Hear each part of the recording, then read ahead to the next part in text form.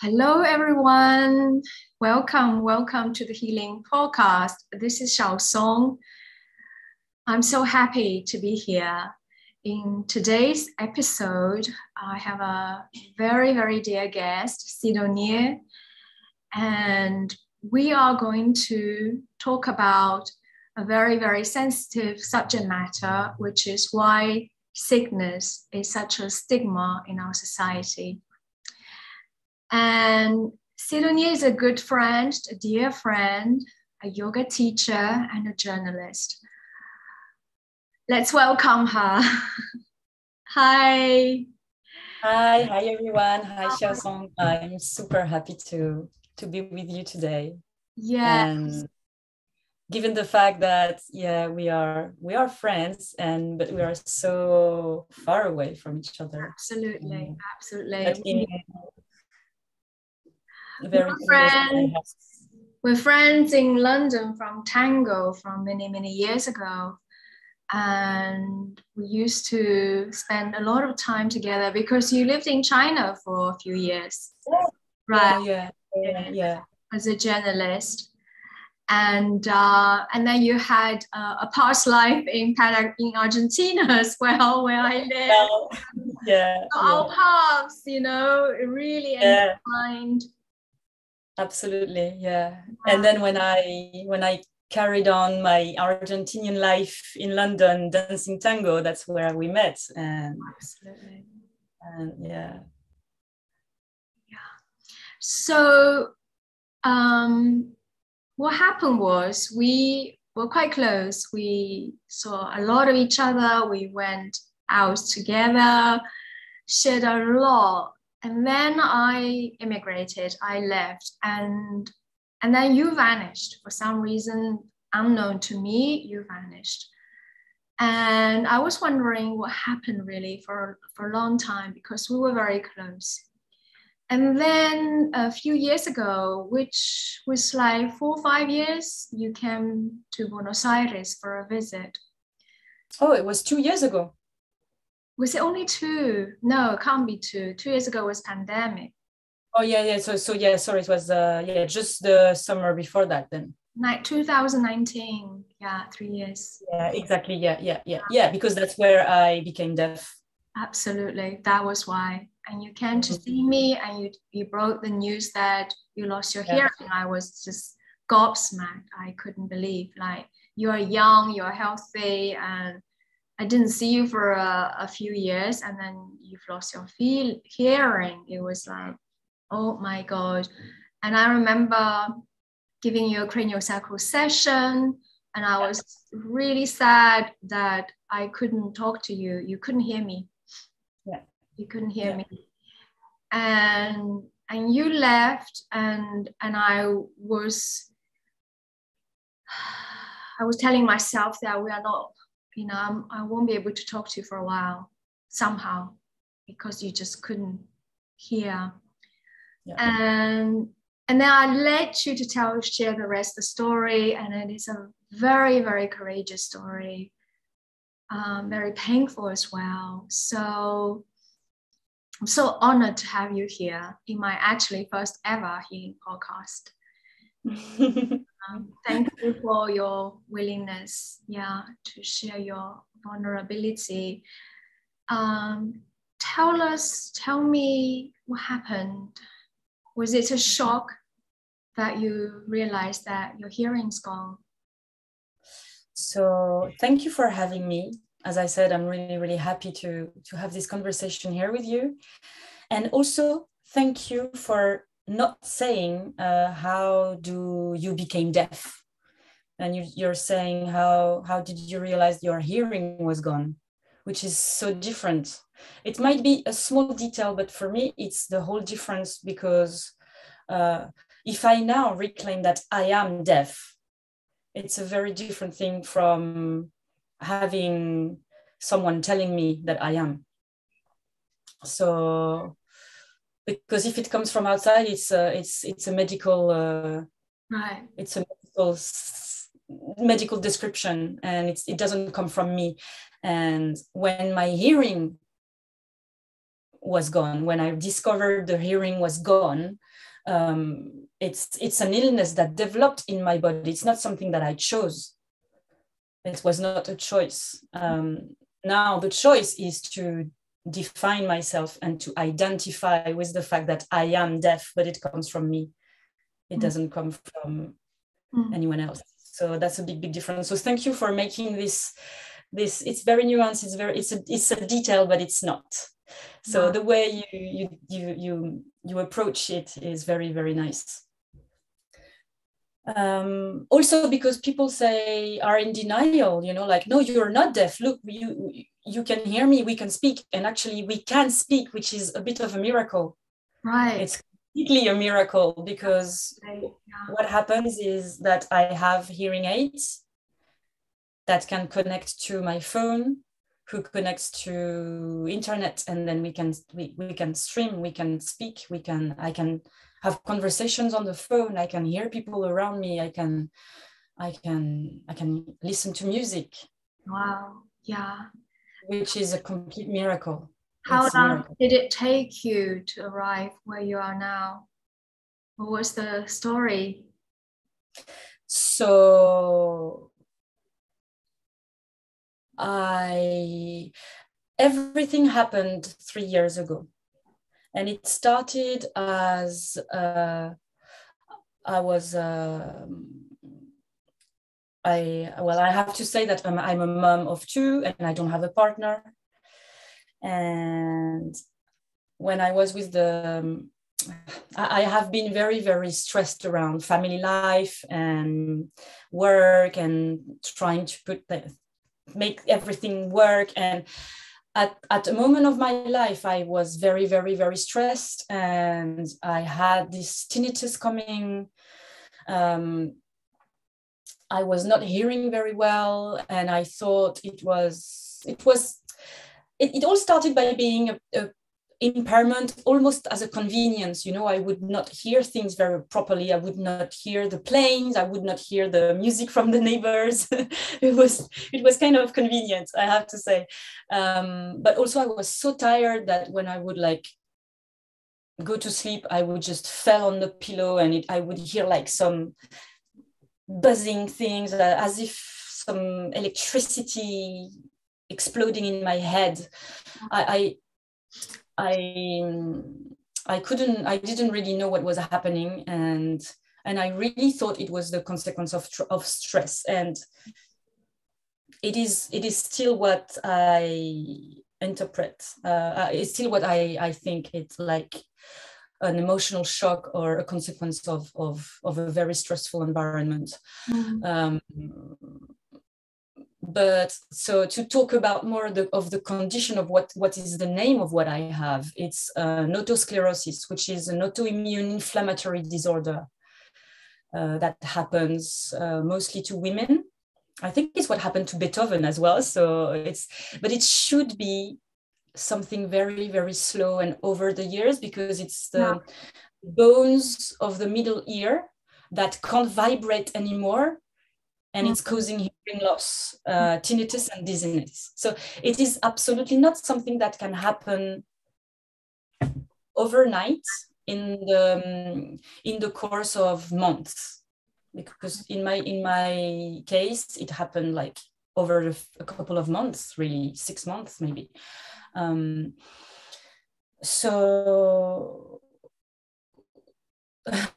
when you mentioned the diagnosis, when you received the diagnosis, what was your reaction? It took so long, because I went to the doctor, and the doctor sent me back home saying, oh no, just wash your ears, or you must have wax, or some crazy things. And then I didn't want to go to the hospital straight away, because I was ignorant. I thought I had no idea it could be permanent. And as I said, I thought I was very tired, and I had no idea I could just trigger the future of what will happen afterwards. So, and then my file has been lost in the administration. Right. So they put the diagnosis. They said, okay, this is otosclerosis, and I've spent 6 months not hearing anything at all. How did you cope during that 6 months? So I really thought, even with that time, I really thought it would be temporary. And then when I realized that I was just witnessing my hearing go out of me, I was witnessing it day by day. And I was just witnessing myself becoming deaf with absolutely no support, no hearing aids, nothing. I would try to listen to music, so I would put my phone like really close, like the volume up, trying to get anything I could. I was not hearing the voices of my kid. I would put my ear next to their mouth so I could hear them, and I was like, "Can you speak louder?" I was almost asking them to shout at me in my ears. They are very young, aren't they? They were 3 and 5. Very young. 3 and 5 at the time, and in the whole environment, I think they were the people who reacted the best, because obviously it was hard to cope with with having their mom becoming deaf, and they were like, they didn't know either that ears can break. What's happening to mom? Why is she crying all the time? Why is she getting upset all the time? What's happening? Why do I need to scream in her ears? It has been very tough for them as well to adapt. Wow. And for me as well. And that's also a conversation we don't really have, because regularly how do you parent when mental health is not here? And because as I was discovering the new me, meaning having constant tinnitus all the time, not getting any sleep at night, not hearing what was happening, maybe forgetting things, leaving the gas open all night, or not coping with the kids screaming, because the funny thing is that I don't hear a conversation, but I have a threshold of some frequencies that makes me go crazy. Yeah. So if the kids are laughing or crying, I just explode. So but I felt that I was expected to do my job as a mother, and it's not always possible. Talking about jobs, that's exactly the time where my employer decided to fire me, because I was getting vulnerable, and they wouldn't have the patience to wait for the doctors to give me a treatment, so they just got rid of me. And my partner left as well. They were aware of what you were going through, though. Yes. Oh my God. Yeah. So, and funnily enough, my boss had hearing aids. Wow. And he did. But they decided to get rid of me. So everybody left. My whole everything collapsed at the same time. Your partner left as well. Yeah. So I was like, wow. And we had such a narrative of being together. We had a strong narrative of being one for each other, being the one, that kind of narrative. And when that happened, I was like, oh, but is it that the love was in my ears? Right. I mean, you are laughing now, but you're talking about something really painful. Really, it is painful because because one thing, now I'm laughing because I feel that I am back on track, which doesn't mean that I bounce back, because also the expectation of bouncing back is something that I am not comfortable with, but I feel more secure now and confident in just myself, and I could come back to myself, not come back. We'll talk about that later, but I think I am here for myself now, which was not something I was able to do when everybody left around me, my friends. I don't really have a family support anyway, but also because just the reaction of the environment is a bit of a denial as well, because in front of illness, people are not always supportive. They might be scared, don't know what to do, or just being like, oh no, it can't happen, so you will get better. And I get that a lot. You will get better. No, you don't know.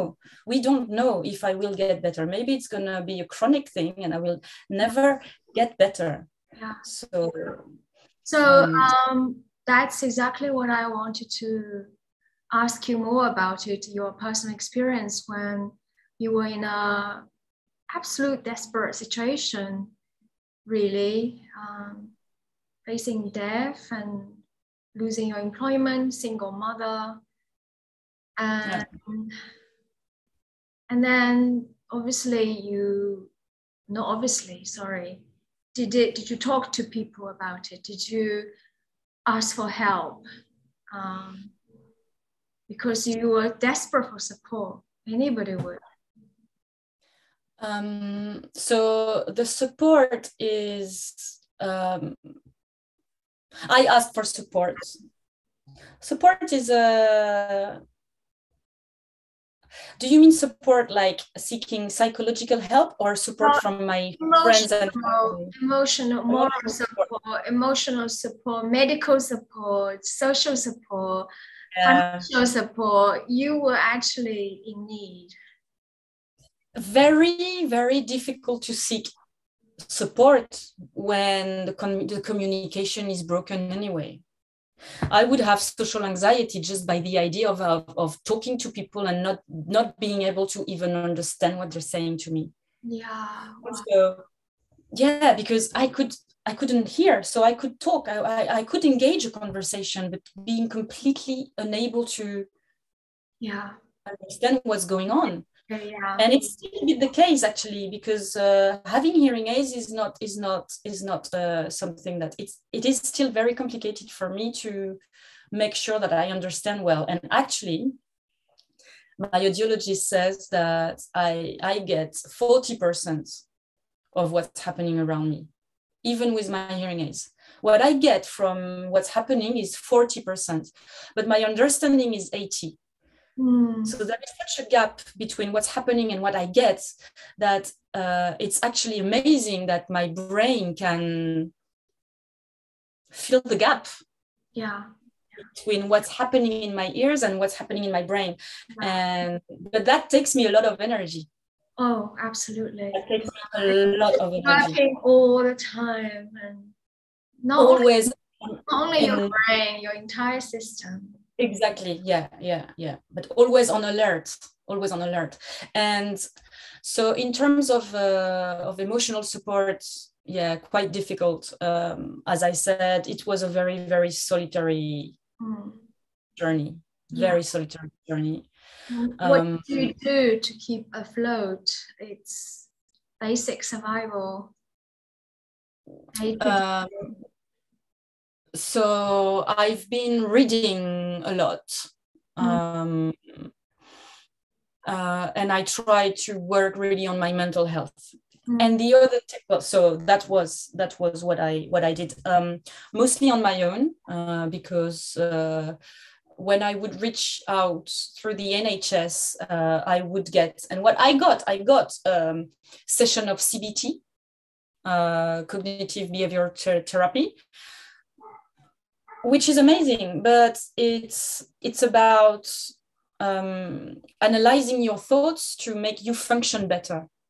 And in my case, it was not about functioning better because something was broken in terms of the functionality of what I can do. And what they were aiming for me to do is to function the way I used to function when my hearing was okay.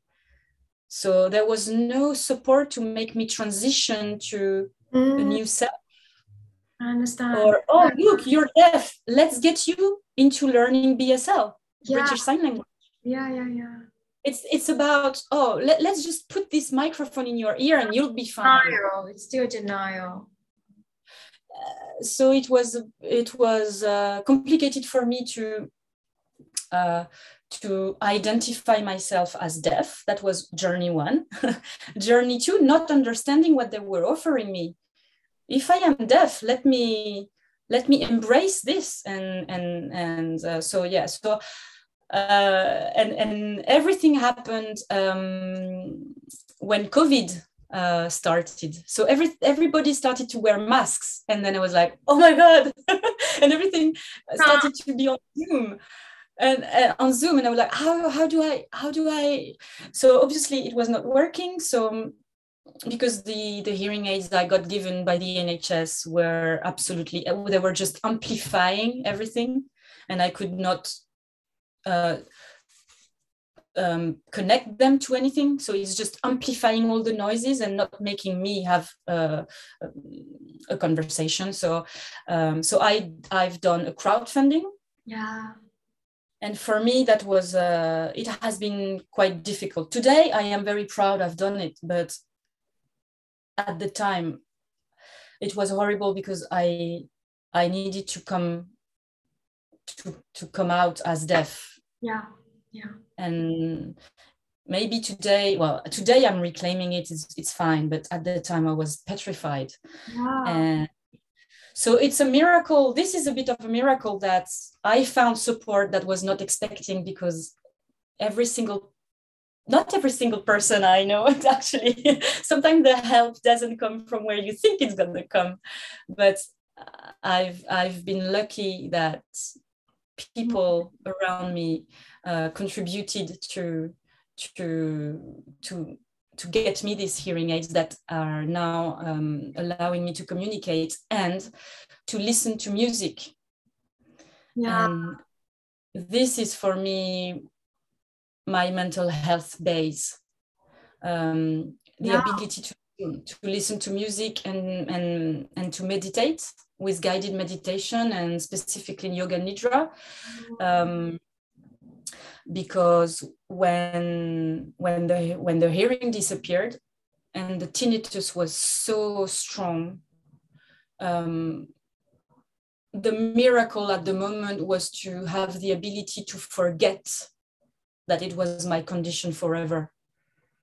Just to get out of this oppressive space in my head and ears, and as soon as I could get these hearing aids that allow me to listen to music, then it was, I felt okay again. But I wanted to add something else. Do you mind me going back to the crowdfunding, which was such a landmark for you, and you managed to acquire much better, more sensitive hearing aids, and so that we can talk now, for example. Yeah, because otherwise I have no idea how we would do this. No, but yeah, to come out deaf, and you mentioned a couple of times that you have to identify yourself with being deaf. Yeah. I'm wondering, when we talk about being sick, and there's an element of shame that I'm not complete, and that's a lot of people don't want to talk about it, least asking for help. So what was your experience? Were you feeling shame at all? Or, how was your dance with all those emotions embedded with the whole process? Why was petrifying when you were fundraising, for example? What were you scared of? Yeah, so I think there is this social shame around sickness. Yeah. To be public about this, and that was happening to me, and And then I realized that the sickness, the shame was not mine. I've never felt ashamed of that, but how society was pointing out at me, you know, like having this collapse, having this social collapse, and like me getting like being excluded for functioning society, made me ashamed of myself. Right. The shame was not coming from me, and also I think it's just an internalized shame of being less than someone else. It's the inability of reclaiming the experience of illness, because from a social perspective, and that's how I felt with the help I received from the NHS, for instance, or what society expects from me is like to bounce back, or okay. So I think as well is that the fact that illness should be temporary. Right. You will get better so that you can go back to work, for instance. But in my case, I can't go back to work the way I used to work, because it's just not possible. Not in terms of hearing, but in terms of energy management, of what I can understand, what I can do. It's not possible. It's not there anymore. Okay. So are you? I mean, I hear you, and you are crying out for people, for the society to change their thinking. Basically, it is a massive stigma that needs to be shifted. And the idea of being complete, being whole, and the idea of health, whether if somebody has symptom, whether it means that that person is less well. I mean, I was actually, before our conversation, I was talking to somebody about working in a hospice, and she commented that there are a lot of people who are dying who are actually exhibiting more life. You know, imagine this is my final week. How can I live my final week, final month full? And isn't that society is in such denial of death as well? Because that's a whole other conversation. But it is all about that, actually. A big denial of that we are going to die. That's where we are going to do. And that's funny that it's this is the universal thing for everyone and anyone here. And so is that illness the premises of that, and we just don't want that, society just don't want to see that. Also, I think the conversation should revolve around the experience rather than the diagnosis, and the end of you are whether well or ill. You know, you're whether like you are healthy. No, it's like I have a condition and I am well. It's okay. It's like it's both. It's both. Actually, in my experience, I have plenty of clients who have cancer, mental illness, depression, post-trauma, and this is all top secret, and it's understandable. So what would you say to them, you know, coming through what you've been through and being where you are now? Do you have a message? Do you have a message for those people who are still kind of hiding? Get out and get public and vocal about it. And I mean, all the conversations I do is done with the intention to shift awareness, to shift consciousness, because we need a revolution, for God's sake. We do. So each conversation is like a drop of water into this ocean of change. Into this ocean. It is I really believe we need a movement. We need a global conscious movement, health movement. And I think it will have to come from intimacy and vulnerability. Yeah. Not from strength and fight. No. It's going to be a struggle, but it has to come from the most tender parts of us. Yeah.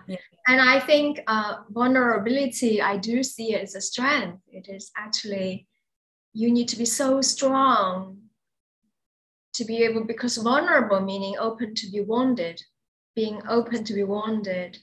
So it shows incredible courage. Yeah.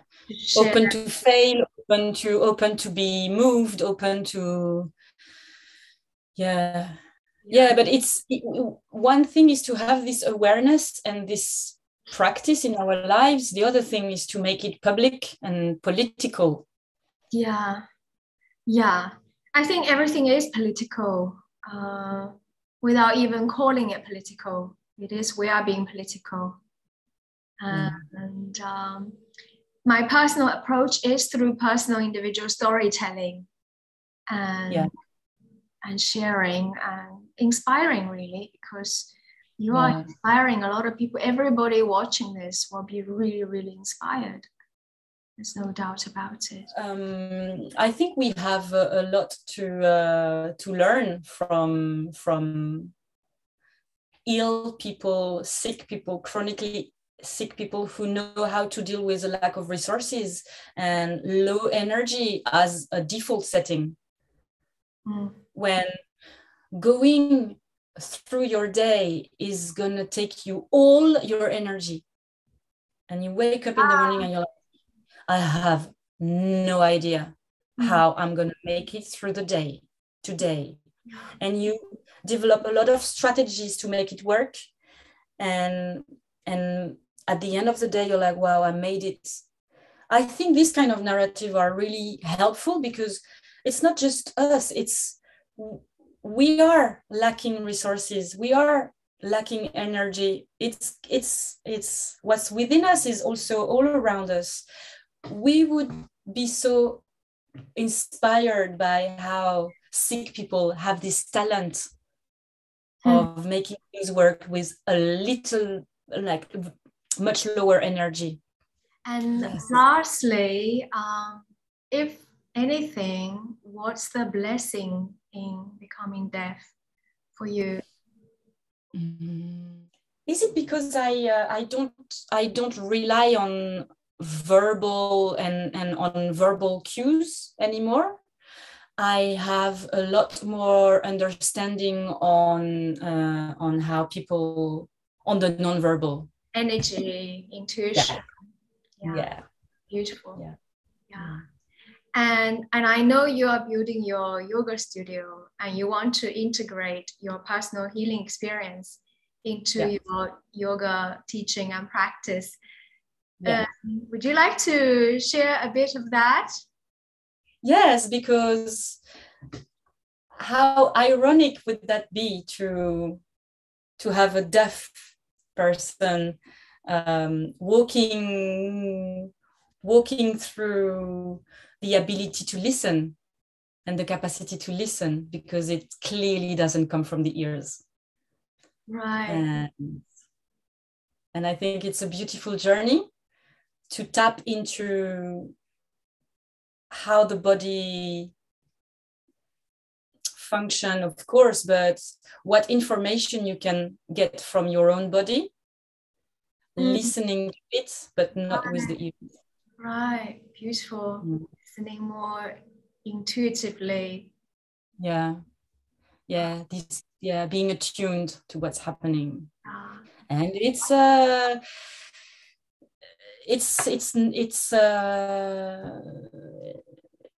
process, really. Totally. It is skill. It is an art.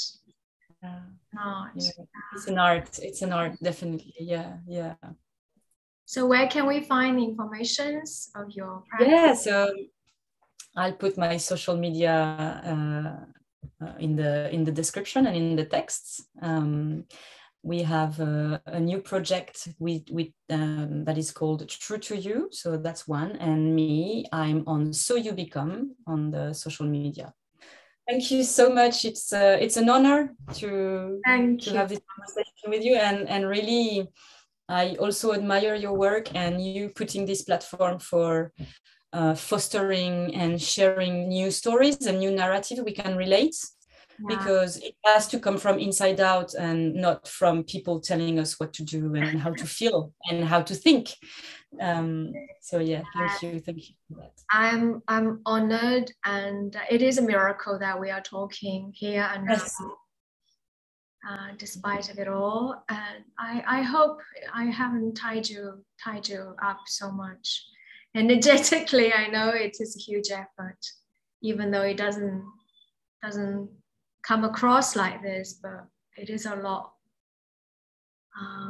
But it's also, yeah, tapping into this energy and feeling that it's useful for everyone, and that's what we need to bring to the public conversation. That's our stories of vulnerability and intimacy. And if there is going to be a revolution, which we hope, it has to be our most intimate parts.